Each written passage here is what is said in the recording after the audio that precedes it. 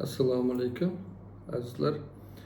Bugungi mavzumiz bosh miya qon yetishmovchiligi, ya'ni dastlabki belgilari to'g'risida so'z olib boramiz.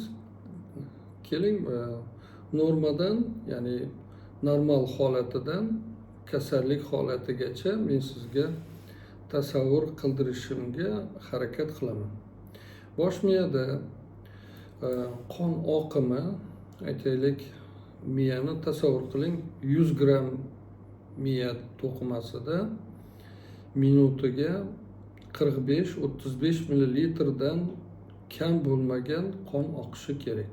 Bu norma hisoblanadi.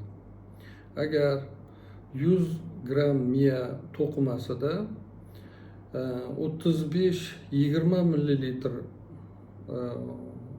qon oqimi bo'lganda, biz buni distsirkulyator ensefalopatiya rivojlanishi bo'lyapti degan xulosa berishimiz mumkin. Endi o'sha miya to'qimasining o'sha regionar deymiz, o'sha qon oqimi sust bo'lgan joyda, masalan 100 gram miya to'qimasiga minutiga 19 millilitrdan past qon oqimi bo'ladigan bo'lsa, bu bosh miyani qon oqimining funksional chegarasi deyiladi.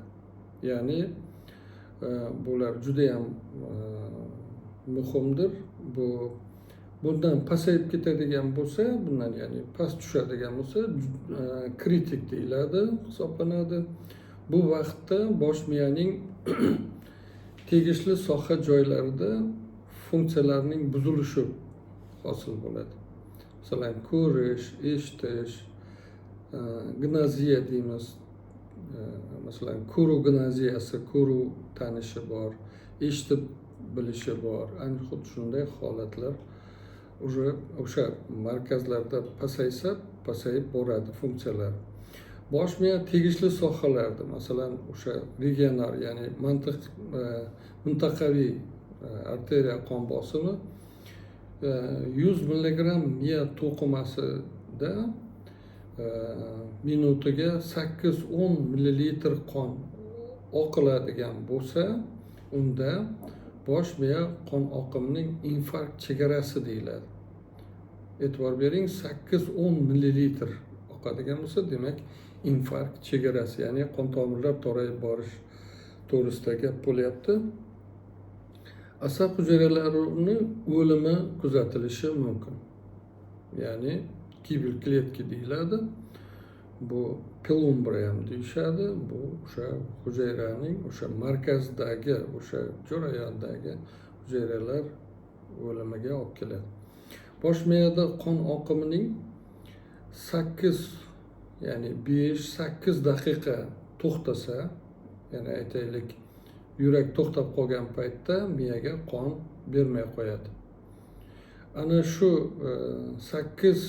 5-8 daqiqadan oshib ketadigan bo'lsa, miyada qaytarib bo'lmaydigan o'zgarishlar rivojlanishiga olib keladi. Buni dekortikatsiya deyiladi. Dekortikatsiya bu gibel головного mozga, ya'ni yarim sharlarning o'limiga olib keladi. Barchamizga xush kayfiyat, xudo xolasa yana davom etamiz. E'tiborda bo'ling.